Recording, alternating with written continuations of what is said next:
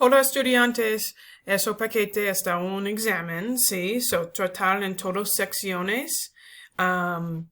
Si quieres usar sus notas está bien porque está en su computadora, pero no usa Google Translate y solamente tiene esta clase, más o menos tiene 45 minutos para completar todo. Parte 1, escribe una oración con palabra aquí.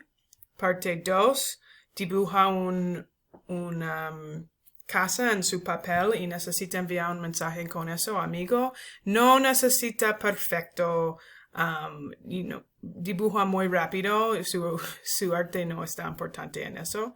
Y también parte 3 en Google Classroom Question y parte 4 es una conversación conmigo. Más o menos es una importante parte porque en esa conversación yo sé, Oscar sabe su vocabulario o no. Buena suerte, tiene 45 minutos. Adiós.